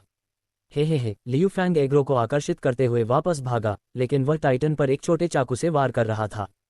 हाँ, इस अवस्था में टाइटन पर छोटे चाकू से वार करने से काफी नुकसान होता है। तुम लोग भी कोशिश करो। उसके सुझाव पर उन्होंने जल्दी से टाइटन को मार डाला। इस बिंदु पर वे 22वीं लहर पर पहुंच गए। उन्होंने बहुत देर तक देखा, लेकिन भूत जनन छिद्रों से कोई भूत निकलता हुआ नहीं देखा, जो बहुत अजीब था। भूत कहाँ हैं? लू शाओहुआ को एक बार पंजा मारा गया। मैंने स्वास्थ्य कैसे खो दिया? तभी उन्हें भूत दिखाई दिए। वे वास्तव में भूत मोड में लरकस जैसे थे। वे दरवाजे की ओर मुंह करके बैठे थे। बाहर से सूरज की रोशनी अंदर आ रही थी और उन्होंने वास्तव में अभी कुछ भी नहीं देखा था। 10 मिनट से ज्यादा समय बाद उन्होंने आखिरी ग्रेट टाइटन को मार डाला। अंत में उन सभी को पुरस्कार मिले। तुम लोगों के पास किस तरह के बक्से हैं? मुझे 2 कांस्य संदूक क्यों मिले? लियू फैंग ने अपना सिर घुमाकर उनकी स्क्रीन देखी। धिक्कार है, तुम लोगों के पास चांदी की तिजोरी क्यों है? हो शाओहुआ, तुम्हारे पास सोने का खजाना क्यों है? लियू फैंग ने आश्चर्य से लू शाओहुआ की स्क्रीन को देखा। नामों से कोई भी संदूकों की कीमत बता सकता था। उसने निर्णायक रूप से अपना कांस्य खजाने का संदूक खोला। पहले संदूक से उसे 2 छोटी औषधियां मिलीं। ये देखकर वह तुरंत भौंचक्का रह गया। इसका क्या उपयोग था? क्या एक युआन का पुनर्जीवित सिक्का इससे बेहतर नहीं था? लेकिन फिर उसने सोचा, ये वास्तव में उपयोगी था। वह 19वीं लहर का सबक नहीं भूला था और उसका कंधा अभी भी थोड़ा दर्द कर रहा था। उसने निर्णायक रूप से दूसरा संदूक खोला। कुकरी तारांकन 7 दिन। ओह, मेरे पास एक हाथापाई हथियार है। लियू फैंग ने दिखावा किया। हालांकि यह केवल 7 दिनों के लिए था, फिर भी यह एक अच्छी वस्तु थी। जल्दी करो शाओहुआ, देखो तुम्हें क्या मिलता है। चूंकि यह एक स्वर्ण खजाने का संदूक था, इसलिए वह अपने से भी बेहतर कुछ पा सकता था। लू शाओहुआ ने सिर हिलाया। वह ये भी जानना चाहता था कि उसे इससे क्या अच्छी चीजें मिल सकती हैं। गोल्डन आरपी के तारांकन 7 दिन, फ्लैश गॉगल्स तारांकन 7 दिन, बड़ा पोषण तारांकन 1 इनाम देखकर लियू फैंग ने तुरंत कहा, अरे वाह! आरपी के किस तरह की बंदूक थी? बंदूक लड़ाई वाले खेल पसंद करने वाले खिलाड़ी इसे कैसे नहीं जानते, और ये तो एक गोल्डन थी। लू शाओहुआ भी बहुत हैरान हुआ और उसने अपनी इन्वेंट्री में बंदूक की जांच की। यह उनके पास मौजूद बंदूक से कहीं बेहतर थी। न केवल इसकी मैगजीन क्षमता बहुत ज्यादा थी, बल्कि यह उनके द्वारा इस्तेमाल की जा रही बंदूक से कहीं ज्यादा स्थिर भी थी। क्यों न हम एक और राउंड ट्राई करें? चलो हार्ड मोड खेलते हैं, लियू फैंग ने सुझाव दिया। वे भी इस बंदूक का अनुभव करना चाहते थे, इसलिए उन्होंने हार्ड मोड गेम शुरू किया। उन्होंने दोबारा देखा और पाया कि गोल्ड चेस्ट सबसे अच्छा नहीं था, सबसे अच्छा क्रिस्टल ट्रेजर चेस्ट था। इस बंदूक से वे हार्ड मोड भी पार कर सकते थे। खेल में प्रवेश करते ही लू शाओहुआ 3 बार एक साथ मर गया, जिससे बंदूक उन्हें मिल गई। उन चारों के पास गोल्डन आरपीके थे और स्वाभाविक रूप से खेलना और भी मजेदार था, खासकर लियू फैंग, जो और भी ज्यादा सतर्क था। आधे घंटे बाद उन्होंने बड़ी मुश्किल से आखिरी डिस्ट्रॉयर टाइटन को मार गिराया। वाह, मुझे एक गोल्ड ट्रेजर चेस्ट भी मिल गया, लियू फैंग ने उत्साह से कहा। जब लू शाओहुआ ने समझौता किया तो उसे एक क्रिस्टल बॉक्स मिला। ये राउंड लगभग पलट गया। शुरुआत ठीक थी, खासकर बाद में मैड टाइटन से लड़ते समय। 5 जानें पर्याप्त नहीं थीं क्योंकि उन्हें पता नहीं था और उन्होंने अन्य 2 टाइटन्स पर हमला कर दिया। अगर लू शाओहुआ ने मैड टाइटन को समय पर नहीं मारा होता तो वे उसे हरा नहीं पाते। हालांकि इस बार उनकी फसल काफी भरपूर थी, यहां तक कि लियू फैंग को भी एक सोने का बॉक्स मिला। लियू फैंग ने उत्सुकता से सुनहरे खजाने का संदूक खोला। 7 दिन, जैव रासायनिक सूट तारांकन 7 दिन, छोटी मेडिकल बोतल। ओह, लियू फैंग चिल्लाया, यह महसूस करते हुए कि यह एक शॉटगन थी। इस प्रकार की शॉटगन का एक फायदा है, ये सिंगल शॉट है, लेकिन एक क्लिप कई राउंड फायर कर सकती है। फिर उसने लू शाओहुआ की ओर देखा, ये देखने के लिए कि लू शाओहुआ कौन सी अच्छी चीजें खोलेगा। MG3, सिल्वर किलर तारांकन 7 दिन, कुकरी तारांकन 7 दिन, बायोकेमिकल सूट तारांकन 7 दिन। MG3। आसपास मौजूद सभी लोग आश्चर्यचकित होकर बोले, उन्हें उम्मीद नहीं थी कि यह बंदूक पहले क्रिस्टल बॉक्स से खोली जाएगी। उन्होंने पहले इनाम देखे थे, इसलिए उन्हें स्वाभाविक रूप से पता था कि इन क्रिस्टल बॉक्स से कौन सी अच्छी चीजें खोली जा सकती हैं। उनमें से MG3 सबसे अच्छा था। इसकी क्लिप क्षमता आरपीके से भी ज्यादा थी और इसकी गोली का प्रक्षेप पथ और स्थिरता आरपीके से बेहतर थी। वाह, शाओहुआ की किस्मत वाकई अच्छी है। उसे अभी आरपीके मिला था और अब उसे MG3 मिल गया है। सिल्वर किलर नाम ही अच्छा लग रहा है। क्या हम ज़ॉम्बी मोड खेलें? क्योंकि उन सभी को बायोकेमिकल सूट मिले थे, वे स्वाभाविक रूप से ज़ॉम्बी मोड खेलना चाहते थे। हालांकि उन्हें ये गेम पसंद था, लेकिन उन्हें गेम में क्या अपडेट किया गया था, इसका गेमप्ले नहीं पता था। साथ ही लियू फैंग ने एक स्पिरिट फॉक्स भी खरीदा। वह उसे जैसे भी देखता, ये किरदार बस मनमोहक लग रहा था। हमें कौन सा नक्शा खेलना चाहिए? चलो इस ज़ॉम्बी कोलिजियम में खेलते हैं। कई लोग फिर से ज़ॉम्बी मोड में दाखिल हुए। खुशकिस्मती से उन्होंने पहले इस मोड का गेम प्ले पढ़ा था और जानते थे कि अंत में कोई एक खिलाड़ी उद्धारकर्ता बनेगा और कई खिलाड़ी ज़ॉम्बी माँ बनेंगे। चूंकि यह 16 लोगों का कमरा था, इसलिए ये भीड़ भाड़ वाला नहीं लगा। मैंने जो देखा है उसके अनुसार हमें एक साथ रहना चाहिए और एक बिंदु की रखवाली करनी चाहिए। इस तरह हम भूतों को रोक सकते हैं, लियू फैंग ने पहले कहा। ठीक है, देखते हैं कि खेल में कौन सी अच्छी जगहें हैं और हम साथ में छिप जाएंगे। अंदर जाने के बाद उन्हें एक पिंजरा दिखाई दिया और वे चारों निर्णायक रूप से उसमें दाखिल हो गए। वे बस खेल की उल्टी गिनती खत्म होने का इंतजार कर रहे थे। मुझे लगता है कि मैं एक बार उद्धारकर्ता बन सकता हूं, लियू फैंग ने ठहाका लगाते हुए कहा। तुम जाओ, भूत बन जाओ। जैसे ही उल्टी गिनती खत्म हुई, सुन शुहाओ की बात सच साबित हुई। भूत के प्रकट होने की आहट के साथ लियू फैंग सचमुच एक ज़ॉम्बी मदर में बदल गया। उसने बिना किसी हिचकिचाहट के उन तीनों को संक्रमित कर दिया। धिक्कार है। फिर पिटाई का दौर शुरू हुआ। तुम दूसरों को नहीं पकड़ते लेकिन हमें पकड़ लेते हो।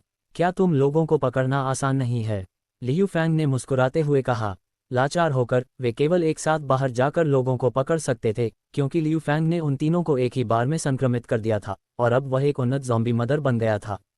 इसलिए उसकी सेहत भी अच्छी थी और इस कमरे में ज़्यादातर लोगों के पास राइफलें थीं। उन्होंने पूरी क्लिप इस्तेमाल कर ली और फिर भी उसे नहीं मारा। ये दौर भी बहुत आसानी से खत्म हो गया। जहां तक सेवियर की बात है, वह बहुत अच्छा नहीं खेल रहा था और उन्होंने उसे और बाकियों को जल्दी जल्दी पकड़ लिया। जैसे जैसे दोपहर होने लगी, इस समय क्रॉसफायर के आंकड़े भी तेजी से बढ़ रहे थे। चून की कंपनी ने पहले ही एक घोषणा जारी कर दी थी, इसलिए ज़्यादातर खिलाड़ी बेसब्री से इसका ऑनलाइन इंतजार कर रहे थे। इस अपडेट के पूरा होने के बाद कुछ राउंड खेलने के बाद उन्हें ये और भी पसंद आया। खासकर इस अपडेट के मुख्य आकर्षण ज़ॉम्बी मोड और चैलेंज मोड। हर चैनल भरा हुआ था। चैलेंज मोड में बॉक्स खोलने के बारे में भी बड़ी संख्या में पोस्ट ऑनलाइन दिखाई दिए। देखा, पहला राउंड खेलते हुए मुझे एक सोने का बॉक्स मिला और मैंने सीधे एक आरपीके, एक चैलेंज आर्टिफैक्ट खोला। अरे, आरपीके किस तरह का चैलेंज आर्टिफैक्ट है? सिल्वर किलर है। वह घटिया बंदूक बहुत हिलती है और गोलियां तो हर जगह उड़ती हैं। फिर उसने गेम का एक स्क्रीनशॉट लगाया। ऊपर वाले, तुमने इसे ज़रूर उठाया होगा, है ना? तुमने बॉक्स खोलने की तस्वीर क्यों नहीं डाली, बल्कि यह स्क्रीनशॉट क्यों डाला? मेरे सुनहरे M249 के सामने सिल्वर अभी भी छोटा भाई है। अरे, सिल्वर तो भगवान है। M249 पकड़ने से तुम बहुत धीरे दौड़ते हो। सब इनामों की बात कर रहे हैं, क्या कोई नक्शों की बात नहीं कर रहा? क्या ये 2-5 सितारा नक्शे वाकई इंसानों के लिए चलने लायक हैं? लड़ने के लिए तो अलग अलग बंदूकों का ही इस्तेमाल कर सकते हैं, मुश्किलें तो बहुत ही भयानक हैं। ऊपर ये कैसी तीखी बातें हैं? क्या तुम्हें पहले ही नहीं बताया गया था कि ये 5 सितारा नक्शे हैं? जब तुम्हें पता है कि ये मुश्किल हैं, तो फिर खेलने क्यों जाते हो? मुसीबत ढूंढ रहे हो? चैलेंज मोड की तो कई लोगों ने चर्चा की ही, ज़ॉम्बी मोड की भी। बड़ी संख्या में लोग इस बात पर चर्चा कर रहे थे कि कौन सी बंदूक इस्तेमाल करनी है। ऑनलाइन ट्यूटोरियल पोस्ट आने शुरू हो गए थे जिनमें बताया जा रहा था कि कैसे खेलें और कैसे पास करें। मुझे लगता है कि अगर आप ज़ॉम्बी मोड खेलना चाहते हैं तो आपको एक अच्छी बंदूक पाने के लिए चैलेंज मोड खेलना होगा, वरना मुफ्त बंदूकों से जीतना वाकई मुश्किल है। मैं सहमत हूँ, खासकर उन्नत विकसित ज़ॉम्बी मदर्स, वे मरती ही नहीं, खासकर वह ग्रीन जायंट। एक बार उसका हुनर सक्रिय हो जाए तो लोगों का एक समूह भी उसे नहीं मार सकता। तुम लोग अभी भी बहुत निचले स्तर के हो। क्या तुम अभी भी चैलेंज मोड वाले हथियार इस्तेमाल कर रहे हो? मेरा देखो, भूतों से लड़ना कितना संतोषजनक है। फिर उसने अपनी इन्वेंट्री में अपने 7 दिन के बैरेट की एक तस्वीर लगाई। हे भगवान, ओपी कितना भाग्यशाली है। उसे वाकई एक बैरेट मिल गया। मैंने एक वीडियो भी देखा जिसमें बैरेट कुछ ही शॉट्स में एक छोटे भूत को और यहाँ तक कि 4-5 हिट में एक ज़ॉम्बी मदर को भी मार गिराता है। नहीं, मैं अभी प्रतिस्पर्धी मोड खेलने जा रहा हूँ। मुझे कम से कम एक बॉक्स तो लेना ही होगा। सिर्फ एक दिन में ऑनलाइन क्रेज ने दूसरे गेम निर्माताओं को चौंका दिया।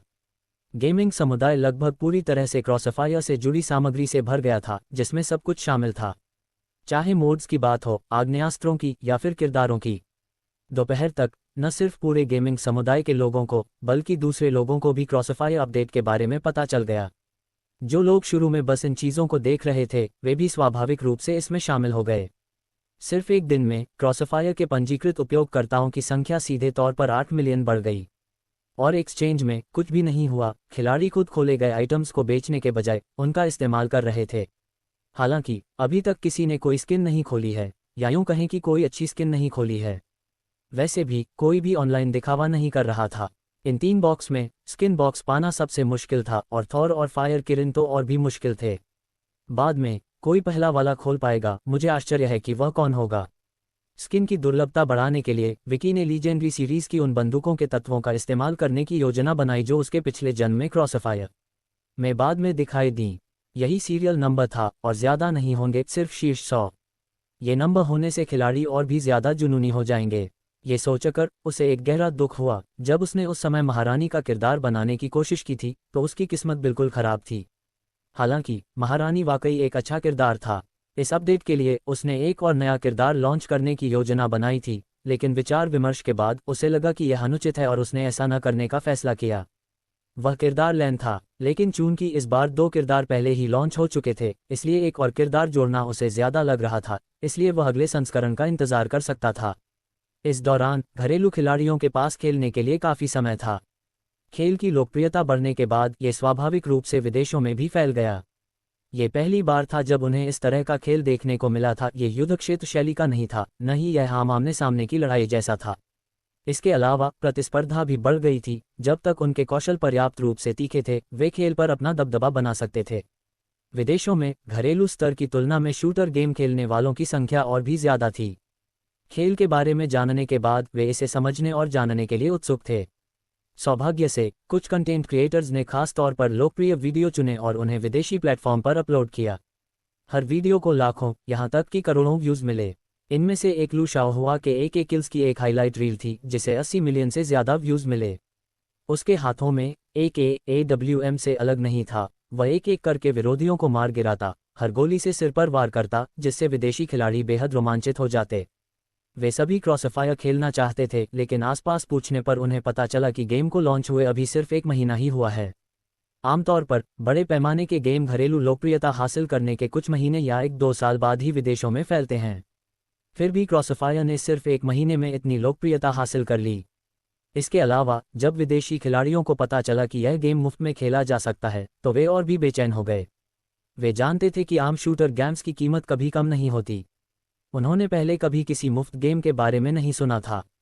इतना मज़ेदार गेम मुफ्त में, क्या डेवलपर पागल था। लेकिन जब उन्हें पता चला कि इस गेम के पीछे की कंपनी मुफ्त गेम बनाने के लिए जानी जाती है, तो उन्हें ये और भी अविश्वसनीय लगा। उसी समय एक विदेशी ने एक अंतर्राष्ट्रीय वीडियो प्लेटफॉर्म पर एक वीडियो पोस्ट किया। क्रॉसफायर बहुत मज़ेदार है। वीडियो में वह अपने कंप्यूटर पर क्रॉसफायर खेल रहा था, पूरी तरह से तल्लीन, और उसका हुनर भी काफ़ी अच्छा था। वीडियो के अंत में उसने स्क्रीन पर मुस्कुराया भी। इससे विदेशी खिलाड़ियों में खेलने की इच्छा और बढ़ गई, लेकिन फिलहाल उनके पास इसे एक्सेस करने का कोई जरिया नहीं था। इस दुनिया में इस पर नियंत्रण बहुत कड़ा था। जब तक वे देश में न आए या कोई स्थानीय कंपनी वितरक के रूप में काम न करे, उनके लिए खेलने का कोई जरिया नहीं था। इसके अलावा वे सिर्फ वीडियो देख सकते थे। देश में रहने वाले विदेशियों ने पहले ही लाइव स्ट्रीमिंग शुरू कर दी थी। शीर्षक लिखे बिना भी सिर्फ क्रॉसफायर की तस्वीर का इस्तेमाल ही दर्शकों को आकर्षित करने के लिए काफ़ी था।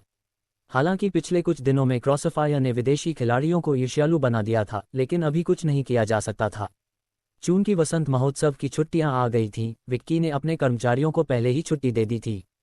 चूंकि वह और रामू स्थानीय निवासी थे, इसलिए उन दोनों को बस यहीं रहकर कामकाज पर नजर रखनी थी और कुछ करने की जरूरत नहीं थी।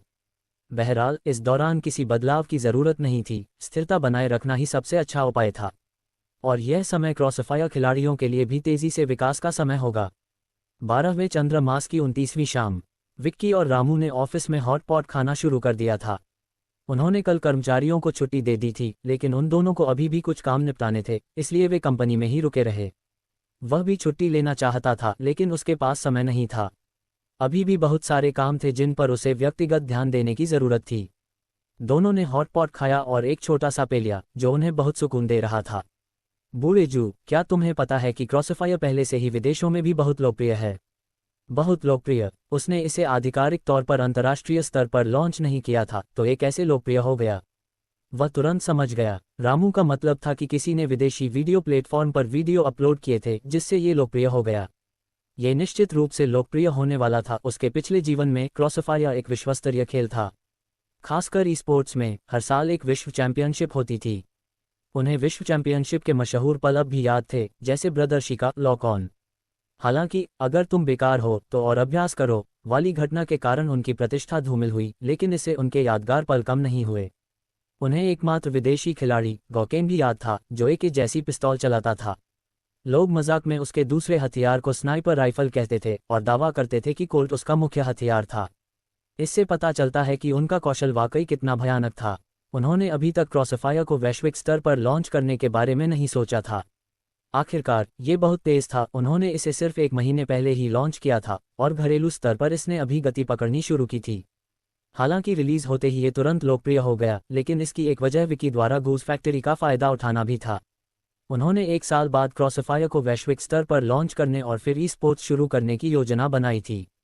लेकिन अब ऐसा लग रहा था कि समय सीमा को उचित रूप से आगे बढ़ाया जा सकता है। अगर ऐसा होता तो अगले संस्करण में गन किंग रैंकिंग लॉन्च होती। गन किंग रैंकिंग से खिलाड़ियों के कौशल स्तर का आकलन किया जा सकता था और प्रत्येक प्रमुख सबक क्षेत्र की वास्तविक ताकत का पता लगाया जा सकता था। इससे किसी विशेष क्षेत्र की विशेषताएं भी पता चलती। उदाहरण के लिए उनके पिछले जीवन की कहावत, नॉर्दर्न स्टेज, अगर तुम्हारे पास जबान है तो आओ और शामिल हो जाओ। बेशक उस मुहावरे के बाद के कई रूप आए। खैर, यह मुहावरा प्रशंसात्मक नहीं था। तो तुम क्या करने की योजना बना रहे हो? रामू ने पूछा। मेरे मन में पहले से एक विचार था जिसे मैं बाद में लागू करना चाहता था, लेकिन चूंकि यह विदेशों में पहले से ही लोकप्रिय हो रहा है, इसलिए हम कार्यक्रम को आगे बढ़ा सकते हैं। बहुत बढ़िया। क्या आप 3 भाषाएं नहीं बोलते? समय आने पर आप चीज़ों की देखरेख कर सकते हैं। ये सच है। इस तैयारी में काफ़ी समय लगेगा। विदेशी खिलाड़ियों के वास्तव में गेम खेलने में पूरी प्रक्रिया में कम से कम 3 या 4 महीने लगेंगे। अगर हम थोड़ा आगे बढ़ते हैं तो हम जल्दी ही उनका पैसा कमाना शुरू कर सकते हैं। लेकिन क्या आप सचमुच इस मामले को मुझसे करवाने की सोच रहे हैं? मैं और किसे ढूंढूंगा? जब आप मेरे पास हैं तो किसी और को क्यों ढूंढूं? मुझे याद है आपने पिछली बार मुझे बताया था कि आपके परिवार में कोई 6 भाषाएं बोलता है। ज़रूरत पड़े तो अपने परिवार को भी साथ ले आइए। उद्धरण चिन्ह डॉट डॉट डॉट उद्धरण चिन्ह। ठीक है, मेरा अनुमान है कि विदेशी गेम डेवलपर्स ने पहले ही इस व्यावसायिक अवसर को पहचान लिया है। उन्हें नए साल के ठीक बाद आना चाहिए। वे दोनों सुबह तक बातें करते रहे और कई मुद्दों पर चर्चा करते रहे। वसंत महोत्सव की छुट्टियां खत्म होते ही क्रॉसफायर साल की शुरुआत से ही सबसे लोकप्रिय गेम बन गया। खासकर नए साल की पूर्व संध्या पर खिलाड़ियों की संख्या अविश्वसनीय रूप से ज्यादा थी।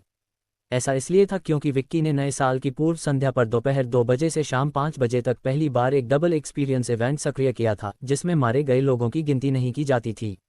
इसने चैलेंज खिलाड़ियों को विशेष रूप से उत्साहित किया, उन्हें ऐसा महसूस कराया जैसे उन्हें उत्तेजक इंजेक्शन दिए गए हों। यहाँ तक कि जो खिलाड़ी आमतौर पर डिमोलिशन मोड खेलना पसंद करते थे, वे भी चैलेंज मोड की ओर दौड़ पड़े। डबल एक्सपीरियंस बूस्ट के साथ जो लोग पहले केवल सिल्वर चेस्ट प्राप्त करते थे, उन्हें अब क्रिस्टल चेस्ट मिल सकता था। एक ही कमरे में कम से कम 3 ऐसे चेस्ट पाए गए। चैलेंज मोड में उपलब्ध बंदूकें अब बहुत लोकप्रिय हो गई थीं, चाहे चैलेंज मोड हो या ज़ॉम्बी मोड। अगर एक मिल जाती तो यह निश्चित रूप से 7 दिनों का आनंद प्रदान करती।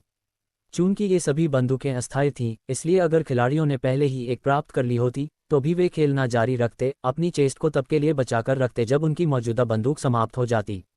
ज्यादातर खिलाड़ियों ने ऐसा ही सोचा और डबल एक्सपीरियंस इवेंट केवल 3 घंटे तक चला। वे सभी सामान्य चैलेंज मोड में खेले, कोई भी मुश्किल गेम नहीं खेलता था क्योंकि उसमें बहुत समय लगता था। इसके अलावा कई बार वे असफल भी हो जाते थे, जबकि सामान्य मोड बिल्कुल सही था, जिससे वे क्रिस्टल चेस्ट के लिए स्कोर सीमा तक पहुंच जाते थे। इन 3 घंटों के दौरान कुछ टीमों ने कम से कम समय में स्टेज पार करने के लिए कुशल खिलाड़ियों के साथ मिलकर काम किया और कुछ टीमों ने 3 घंटों में 7 या 8 क्रिस्टल चेस्ट अर्जित किए। लालटेन महोत्सव के बाद जीवन सामान्य हो गया। इस समय क्रॉसफायर के दैनिक सक्रिय उपयोगकर्ता 20 करोड़ तक पहुंच गए थे, खासकर लालटेन महोत्सव के दिन। 2 महीनों में क्रॉसफायर ने आधिकारिक तौर पर यह उपलब्धि हासिल कर ली। 20 करोड़ दैनिक सक्रिय उपयोगकर्ता खेल की लोकप्रियता दर्शाते थे। भले ही कुछ लोग केवल जांच करने के लिए लॉग इन करते थे, फिर भी उन्हें सक्रिय खिलाड़ियों में गिना जाता था। इसने घरेलू खेलों का रिकॉर्ड पहले ही तोड़ दिया था। वर्तमान दैनिक सक्रिय उपयोगकर्ता रिकॉर्ड अभी भी एक गूस फैक्ट्री गेम के नाम था, जिसने अपने चरम पर 18 करोड़ तक पहुंच गया था। गौरतलब है कि यह एक पेड गेम था और इतने सारे लोगों के साथ गूस फैक्ट्री ने उस दिन 1 अरब का दैनिक राजस्व रिकॉर्ड बनाया था। उस दिन गूस फैक्ट्री की प्रतिष्ठा में काफ़ी इजाफा हुआ था। हालांकि आज स्थिति पूरी तरह से बदल चुकी है। गूस फैक्ट्री इस विशालकाय कंपनी को गंभीरता से लेना होगा। लगातार 2 खेलों ने उन्हें बार बार असफलताएं दी और 2 नए डिज़ाइन किए गए खेलों को सीधे रद्द कर दिया गया।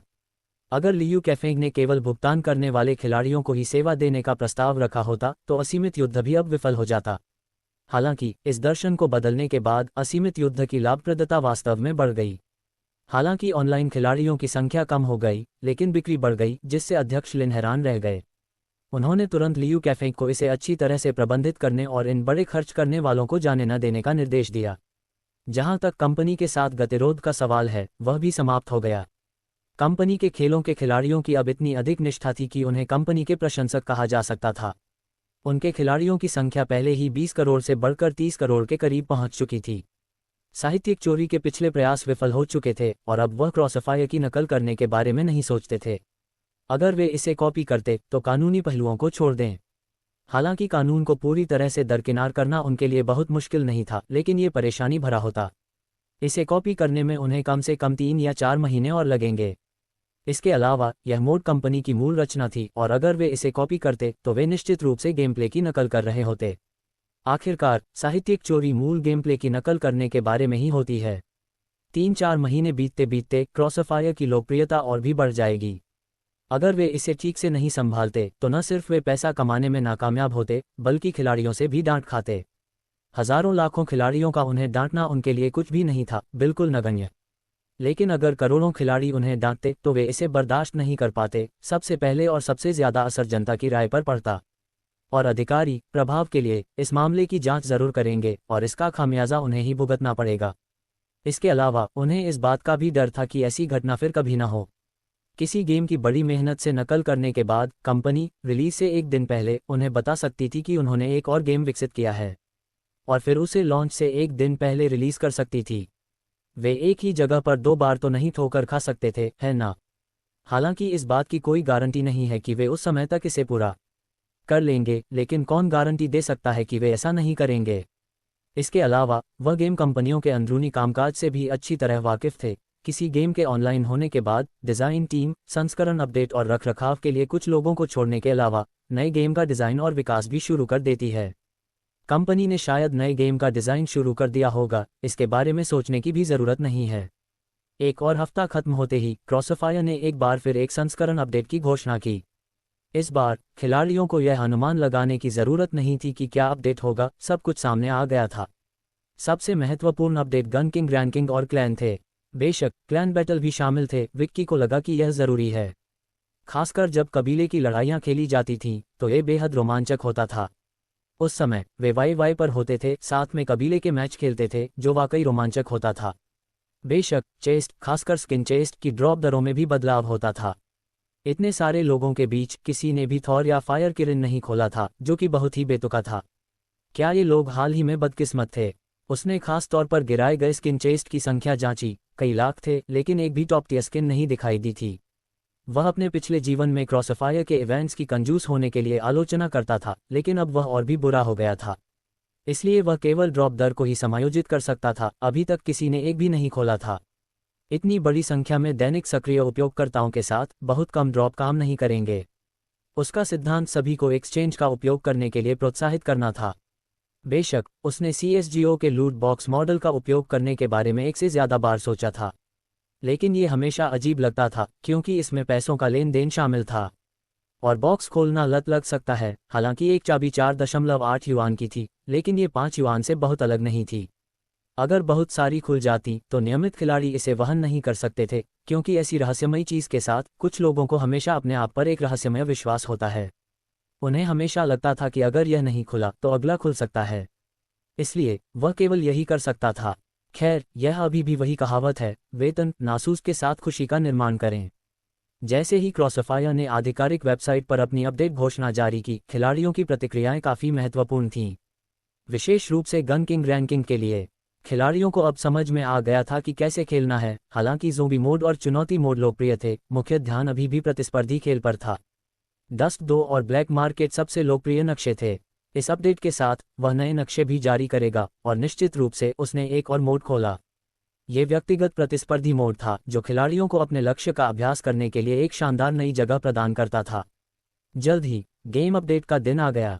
क्योंकि कंपनी के अपडेट हमेशा छुट्टियों या सप्ताहांत पर होते हैं, इसलिए खिलाड़ी इन दिनों जल्दी उठ जाते हैं। कुछ लोगों ने ऑनलाइन मजाक भी किया कि कंपनी के गेम खेलने के बाद उनकी दिनचर्या काफ़ी नियमित हो गई है। कभी कभी वे 6 बजे उठ जाते थे और जल्दी उठने की वजह से रात में जल्दी थक जाते थे। हालांकि यह सिर्फ एक मजाक था, लेकिन अपडेट का समय शनिवार सुबह निर्धारित करके कुछ लोग शुक्रवार रात को जल्दी सो जाते थे, अगले दिन खेलने के लिए जल्दी उठने का इंतजार करते हुए। नेट मैनेजर 5 कनेक्टेड मशीनें, कृपया। लियू फैंग अंदर आते ही चिल्लाया। वह जल्दी पहुंच गया और इंटरनेट कैफे खुलते ही दौड़कर वहां पहुंच गया। कुछ ही देर बाद बाकी लोग एक एक करके आ गए। अब 5 लोगों के उनके समूह में एक व्यक्ति बदल गया था। मूल सदस्य स्थानांतरित हो गया था और अब उनके साथ नहीं खेल सकता था, लेकिन सौभाग्य से झांग युमिंग उनके पास ही रहता था। चूंकि वे बहुत खेलते थे, इसलिए वह स्वाभाविक रूप से उनके साथ खेलने के लिए बाहर आ जाता था। इस तरह का खेल घर पर अकेले खेलने और इंटरनेट कैफे में खेलने में बिल्कुल अलग होता है। 5 लोगों के वॉइस चैट पर होने के बावजूद ये पहले जैसा नहीं लग रहा था, इसलिए वे ज्यादातर साथ खेलने आते थे।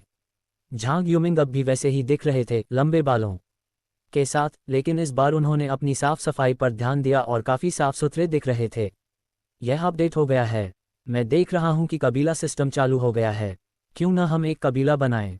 लियू फैंग ने सुझाव दिया। अच्छा लग रहा है, झांग युमिंग ने सिर हिलाया। सभी के लॉग इन करने के बाद लू शाओहुआ ने कबीला सिस्टम पर क्लिक किया। इसे बनाना मुफ्त था, लेकिन इसमें केवल 50 सदस्यों की अनुमति थी। इतना काफ़ी था, उनमें से केवल 5 ही थे। हालांकि उन्होंने देखा कि इसे बढ़ाया जा सकता है और हर विस्तार पर पैसे खर्च होंगे। वे इसके बारे में बाद में सोच सकते थे, फिलहाल उनके पास काफ़ी जगह थी। हमें इसे क्या नाम देना चाहिए? लू शाओहुआ ने बाकी चारों से पूछा, क्योंकि यह उनका 5 लोगों का कबीला था। लियू फैंग ने एक पल सोचा, राइज ऑफ द किंग्स कैसा रहेगा? लू शाओहुआ ने आंखें घुमाईं। कितना बचकाना नाम है, ये बिल्कुल चुन्नीब्यो जैसा लग रहा था। चारों को भी समझ नहीं आ रहा था कि इसका नाम क्या रखें, इसलिए उन्होंने लू शाओहुआ को ही तय करने दिया। उसने बस 2 अक्षर टाइप किए, एक ए। ये वाकई काम कर गया। तो यही नाम होगा, ये काफ़ी अच्छा लग रहा था। अपडेट की गई गन किंग रैंकिंग आजमाना चाहते हैं? झांग युमिंग ने पूछा। चलो इसे देखते हैं और देखते हैं कि इसमें किस तरह के कुशल खिलाड़ी हैं। लू शाओहुआ भी दिलचस्पी दिखा रहा था। गन किंग रैंकिंग में प्रवेश करते ही स्क्रीन पर एक रैंक आइकन दिखाई दिया। सबसे पहले हम प्लेसमेंट मैच खेलते हैं। इतने सारे रैंक हैं। लियू फैंग ने रैंकों की कतार को देखते हुए पलकें झपकाईं। उसे याद आया कि उस लीजेंड में सिर्फ 3 रैंक होती हैं, तो क्रॉसफायर में इतनी सारी रैंक क्यों होती हैं? इस गन किंग ऑफ किंग्स तक पहुंचने में कितना समय लगेगा? तुम्हारे हुनर को देखते हुए भूल जाओ। एक्सपर्ट रैंक तुम्हारे लिए ज्यादा उपयुक्त है, सुन शुहाओ ने बगल से कहा। मुझे कम मत आनको, मैं बहुत ताकतवर हूँ। ठीक है, लियू फैंग ने पलटकर जवाब दिया। अरे, तुम किसी को पीछे से भी नहीं मार सकते। तुम किस ताकत की बात कर रहे हो? लू शाओहुआ ने नियम समझकर उन्हें आमंत्रित करना शुरू कर दिया। उसने पाया कि गन किंग रैंकिंग में सिर्फ 5 खिलाड़ी ही रह सकते हैं, जो उनकी टीम के लिए एकदम सही था।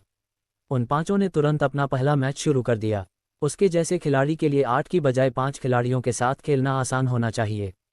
प्लेसमेंट मैच जल्दी खत्म हो गए और हर मैच 6-0 से बराबरी पर छूटा। मैच खत्म होने के बाद ही उन्हें एहसास हुआ कि इसमें आधे घंटे से भी कम समय लगा था। मुझे नोविस 5 में रखा गया है, तुम लोगों का क्या? लियू फैंग ने चारों ओर देखा। तुम सबसे निचले पायदान पर हो, देखने की जहमत मत उठाओ। हम सब एलीट हैं और शाओहुआ एलीट 3 है। लियू फैंग थोड़ा निराश था। इन 5 प्लेसमेंट मुकाबलों से उसका हुनर पूरी तरह से जाहिर था। लू शाओहुआ और झांग युमिंग से बस थोड़ा ही पीछे नहीं। वह सुन शुहाओ से भी बदतर था। वह राइफल से निशाना नहीं लगा सकता था और स्नाइपिंग तो और भी खराब थी। लू शाओहुआ ने देखा कि उसके इन्वेंटरी में 2 बक्से थे। उसे पहले भी बक्से मिले थे जो टाइम्ड हथियारों के लिए थे, लेकिन उनमें हमेशा सबसे घटिया चीजें होती थीं, जैसे 300 CF पॉइंट्स। उसे आज 2 मिलने की उम्मीद नहीं थी। उसके पास अभी भी काफ़ी चाबियां थीं। पिछली बार उसने सुविधा के लिए 50 खरीदी थी और अभी भी बहुत कुछ बचा था। फिर उसने एक खोला टाइम्ड हथियार बॉक्स और जैसी उम्मीद थी उसमें सिर्फ 300 CF पॉइंट्स थे। उसे इसकी आदत तो थी ही, लेकिन ये स्किन हथियार बॉक्स पहला था जो उसे मिला था। लियू फैंग ने अपना सिर ऊपर उठाया। वाह, मेरे भाई हुआ को स्किन बॉक्स मिला है। देखते हैं वह क्या खोलता है। अभी तक आधिकारिक चैनलों ने ये घोषणा नहीं की है कि उन्होंने कितनी स्किन जारी की हैं, और ऑनलाइन भी बहुत कम लोग उन्हें दिखा रहे हैं। विक्की ने वास्तव में ज्यादा स्किन नहीं बनाई थी। कुछ तो पिछली ओरिजिन सीरीज की बंदूकों के संशोधित संस्करण थे जिन्हें स्किन में बदल दिया गया था। चूंकि विक्की ने इतनी सारी बंदूकें जारी करने की योजना नहीं बनाई थी, इसलिए कुछ आकर्षक बंदूकों को स्किन में बदलना बेहतर था। इस तरह खिलाड़ियों के पास मुफ्त बंदूकों से भरा गोदाम नहीं होगा। बाद में 7 बैकपैक अनलॉक करने के बाद उन्हें केवल मुख्यधारा की बंदूकें ही रखनी होंगी। उन्होंने CS गो शैली का पालन करते हुए कई मुख्यधारा की AK और बंदूकें, साथ ही पिस्तौलें भी बनाई थीं, जहां प्रत्येक बंदूक के लगभग 3 या 4 प्रकार होते थे। उस समय क्रॉसफायर में स्किन बेहद दुर्लभ थीं। जब खिलाड़ी उन्हें खोलते थे तो आमतौर पर उन्हें अपने पास रख लेते थे, भले ही वे उस बंदूक से न खेलते हों, उनके आसपास कोई न कोई जरूर खेलता होगा। बहुत कम लोग ट्रेडिंग मार्केट में आइटम डालते थे। अगर डालते भी तो वे पल भर में गायब हो जाते और दूसरे उन्हें छीन लेते। शुरुआत में सबसे आम स्किन भी खिलाड़ियों की चाहत होती थी, इसकी दुर्लभता के अलावा और किसी वजह से नहीं। इस समय लू शाओहुआ भी थोड़ा उत्साहित था, सोच रहा था कि उसे कौन सी अच्छी चीज मिल सकती है। फिर उसने क्लिक टू स्टार्ट दबाया। स्क्रीन पर सचमुच एक सुनहरी रोशनी चमक उठी। सुनहरी रोशनी, वह जानता था कि इसका मतलब जरूर एक स्किन है और यह स्थायी भी हो सकती है। इसने उसे तुरंत बेहद उत्साहित कर दिया। लियू फैंग और बाकी चारों की नजरें स्क्रीन पर गड़ी थीं। जैसे ही सुनहरी रोशनी छंटी, एक बंदूक दिखाई दी। फायर किरण तारांकन परमानेंट। लियू फैंग सबसे पहले चौंका। बाकी लोग भी चौंक गए। क्या ये बंदूक भी थी? यह एक स्किन बॉक्स से खोला जा सकता है, लियू फैंग ने जोर से कहा। उनके शब्दों ने उनके आसपास के लोगों का ध्यान आकर्षित किया। लोगों का एक समूह तुरंत इकट्ठा हो गया, ये जानना चाहता था कि उसने ऐसा क्या खोला है जो उन्हें इतना चौंका सकता है। स्क्रीन पर फायर किरण को देखकर वे सभी इतने चकित थे कि वे अपना मुंह बंद नहीं कर सके। ये बहुत अच्छा है, लू शाओहुआ ने भी आश्चर्य में प्रतिक्रिया व्यक्त की। ये बहुत सुंदर था, वास्तव में इतनी अच्छी दिखने वाली त्वचा थी। भाई, क्या आपको ये स्किन बॉक्स से मिला है? किसी ने पूछा। लू शाओहुआ ने सिर हिलाया, जिससे उसके आसपास के लोग और भी हैरान हो गए। कुछ ने पहले ही अपने फ़ोन निकाल लिए थे और तस्वीरें लेने लगे थे। लू शाओहुआ ने स्क्रीन पर फायर किरण स्किन को देखा, उसके हाथ हल्के से कांप रहे थे। उसने अनगिनत बंदूक थीम वाले गेम खेले थे और AK-47 उसके लिए जानी पहचानी थी। उसने हर तरह की 47 देखी थी, सोने की, चांदी की और यहाँ तक कि रंग बिरंगी भी। लेकिन इस फायर किरण ने उसे सचमुच चकित कर दिया। यह एक महाकाव्य स्तर की स्किन थी। इसका शानदार रूप, पूरी बंदूक के शरीर का शुद्ध सोने जैसा आधार रंग और जटिल पैटर्न, खासकर वे आंखें, वे बहुत ही प्रभावशाली लग रही थीं। उसने तुरंत अपनी इन्वेंट्री में स्किन को शामिल कर लिया और जब उसने फर्स्ट पसंद व्यू में स्विच किया तो वह और भी दंग रह गया। इसका आकर्षक डिज़ाइन पहली नज़र में ही मनमोहक था। इसके आवरण की धातुई बनावट और उन आंखों में एक बहती हुई रोशनी भी थी, गतिशील, किसी राजसी पौराणिक जानवर की तरह। ये बहुत बढ़िया है, लू शाओहुआ उत्साह से बोला। बाकी लोगों ने भी सिर हिलाया, इतनी शानदार स्किन कैसे हो सकती है? इसके अलावा मैगजीन पर 001 नंबर खुदा हुआ था। क्या ये पहली फायर किरण हो सकती है? लियू फैंग ने इसे देखते ही तुरंत कहा, क्योंकि वह पहले लीजेंड खेल चुका था और जानता था कि लीजेंड में कुछ हथियार ऐसे ही होते हैं और सबसे पहले निकलने वाले हथियारों पर नंबर अंकित होते हैं। उसने यह नहीं सोचा था कि इसका मतलब फायर किरण ही पहली स्किन है, वरना उसे वहां उकेरने की जरूरत ही नहीं होती। फिर इस नंबर का बहुत महत्व था। पूरे सर्वर पर पहली फायर किरण, क्या ही कमाल का कॉन्सेप्ट था। और कंपनी ने इस अपडेट के दौरान स्किन क्रेट में किसी भी नई स्किन के आने का जिक्र नहीं किया था, जिसका मतलब था कि यह स्किन पिछले अपडेट की ही थी। इतने लंबे समय के बाद आखिरकार यह पहली फायर किरण स्किन सामने आई। ये वाकई अविश्वसनीय था। इस फायर किरण स्किन की कीमत बहुत ज़्यादा हो सकती है। इतने समय बाद कई क्रेट खुल चुके होंगे और अब पहला क्रेट लू शाओहुआ के पास था। जब कोई इसे दिखाएगा तो वह इतनी बड़ी प्रतिक्रिया की कल्पना भी नहीं कर सकता था। लू शाओहुआ अपने हाथ में फायर किरण को देख रहा था, उसे नीचे नहीं रख पा रहा था। चलो फिर से खेलते हैं, मैं इस अग्नि किरण के प्रभाव का अनुभव करना चाहता हूँ। समूह ने एक और खेल शुरू किया। इस समय तक लोग उनके पीछे इकट्ठा हो गए थे, खासकर लू शाओहुआ के पीछे एक बड़ी भीड़। खेल के अंदर बंदूक के प्रति उनका अनुभव और भी विस्फोटक हो गया। लगभग सभी हेडशॉट ही थे। पूरे मैच के दौरान उन्होंने एक बार भी नहीं मरा, 16 लोगों को मार डाला और वे सभी हेडशॉट ही थे। अग्नि किरण का अनुभव भी बदल गया। यह मूल AK से अलग था। ये त्वचा सचमुच दिव्य थी। जैसे ही अग्नि किरण यहाँ चित्रित किया गया, अग्नि किरण चित्रित किए जाने की तस्वीरें भी ऑनलाइन दिखाई देने लगीं। शाम तक क्रॉसफायर समुदाय में हलचल मच गई। जिन खिलाड़ियों ने फायर किरण तस्वीरें देखीं, उन सभी ने ध्यान दिया। यह AK-47 थी। क्रॉसफायर में एक बेहद लोकप्रिय बंदूक। एक ही गेम में कम से कम एक व्यक्ति AK-47 से खेलता था, और क्रॉसफायर में ऐसे बहुत कम लोग थे जो AK-47 से खेल सकते थे। ये लीजेंड जैसा ही था, ठीक वैसे ही जैसे योद्धा खिलाड़ी जजमेंट को देखते थे। लेकिन फ़र्क ये था कि फायर किरण का रूप बदल गया था, लेकिन विशेषताएं अपरिवर्तित रहीं, जो लीजेंड जैसे खेल के प्रकार से अलग था। इसलिए फायर किरण का आकर्षक रूप खिलाड़ियों को और भी ज़्यादा पसंद आएगा। ऐसी शानदार स्किन कौन नहीं चाहेगा, खासकर जब क्रॉसफायर फायर किरण स्किन के बारे में कोई पोस्ट ऑनलाइन दिखाई दे। ये शाम खिलाड़ियों के लिए एक रोमांचक पल होने वाली थी। उन्होंने सोचा भी नहीं होगा कि एक बंदूक ऐसी हो सकती है, इतनी प्रभावशाली दिखने वाली, और वह रीलोड एनिमेशन, यह अविश्वसनीय रूप से शानदार था, है ना? हे भगवान, क्या ये बंदूक हमारी क्रॉसफायर की है? ये आंखें मानो प्रभुत्व बिखेर रही हों, मानो कोई दिव्य अस्त्र हो। अगर मिल जाए तो मैं धावा बोल दूं। मैंने कभी सोचा भी नहीं था कि स्किन क्रेट से इतनी अच्छी स्किन निकल सकती है। मैंने पहले 2 बेचे थे, कितना बड़ा नुकसान हुआ। कंपनी, क्या मैं इसे सीधे खरीद सकता हूँ?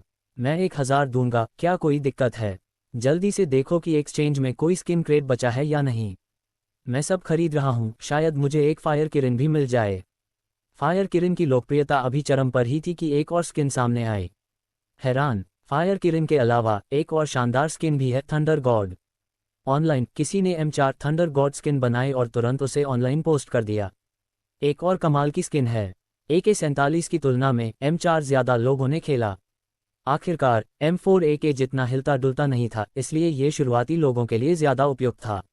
बेशक AN94 इस्तेमाल करने वालों को छोड़कर। हालांकि क्योंकि AN94 के लिए अपेक्षाकृत उच्च खरीद स्तर की आवश्यकता थी, अधिकांश लोगों का स्तर अभी 3V तक पहुंचने ही लगा था। इसलिए वे अभी अभी इस बंदूक से परिचित हो रहे थे, लेकिन जो लोग इसके साथ खेल सकते थे वे अभी भी बहुत परेशान थे। एक ही रात में नई स्किनों के बारे में 2 पोस्ट लगातार सामने आईं, जिसने निस्संदेह क्रॉसफायर की लोकप्रियता को बढ़ा दिया, जो कुछ समय से शांत थी। यहाँ तक कि जो लोग क्रॉसफायर नहीं खेलते थे वे भी इन दोनों स्किनों को देखकर आश्चर्यचकित हो जाते। इसके बाद इन दोनों स्किनों के सौंदर्य की प्रशंसा करने वाले प्रशंसक सामने आते। हालांकि ऑनलाइन कुछ लोग अभी भी अनुमान लगा रहे थे कि क्या इन दोनों के अलावा और भी स्किनें हैं। ऐसा नहीं हो सकता कि केवल एक खिलाड़ियों और M4 खिलाड़ियों के पास ही ऐसी स्किनें हों, है ना? मुझे लगता है कि कंपनी सिर्फ इन 2 स्किन्स को ही शामिल नहीं करेगी, अन्य बंदूकों की भी स्किन्स जरूर होंगी। कंपनी के स्वभाव के अनुसार वे निष्पक्षता जरूर अपनाएंगे। दूसरी असॉल्ट राइफलों में तो ये जरूर होंगी, बस अभी तक किसी ने इन्हें निकाला नहीं है। बिल्कुल, मुझे लगता है कि हाथापाई और पिस्तौलों की भी स्किन होंगी, जैसे कुकरी की स्किन। कुकरी कुत्तों, यहाँ से चले जाओ। क्या ये तुम्हारे लिए जगह है? कुकरी को नीचा देख रहे हो? अगर तुम्हें यकीन नहीं है तो अकेले चाकू से लड़ाई के लिए आ जाओ। हिम्मत है। जैसे जैसे पोस्ट ऑनलाइन आ रहे थे, कंपनी की आधिकारिक वेबसाइट पर लगातार एट मेंशन हो रहा था। रामू वहां आया, वह ऐसे मामलों को संभालता था, इसलिए उसे विकी से पूछना पड़ा कि क्या हो रहा है। मैंने पोस्ट पहले ही देख लिए हैं। तभी विकी ने पलटकर जवाब दिया, क्या लोकप्रियता अच्छी बात नहीं है? अगर खिलाड़ी चर्चा करना चाहते हैं तो करने दें। चूंकि वे जानना चाहते हैं कि किस तरह के हथियारों की स्किन होंगी, मैं कल एक अलग घोषणा भी पोस्ट करूंगा और तब उन्हें पता चल जाएगा। रामू बोला, पता नहीं तुम्हारा दिमाग ऐसी बातें कैसे सोच लेता है। जब मैंने उन्हें देखा तो मैं हैरान रह गया। तुमने कितने बनाए? ज्यादा नहीं, लगभग 5 या 6। बाद में और भी जारी किए जा सकते हैं, लेकिन अभी जल्दी है। ठीक है, रामू ने जम्हाई ली। तो मैं और कोई सवाल नहीं पूछूंगा। ओह, और लगता है दूसरे देश भी लोग भेज रहे हैं। अगले कुछ दिनों के लिए खुद को तैयार रखना। ठीक है, मैं समझ गया। मेरे दोस्तों को सुनने के लिए धन्यवाद।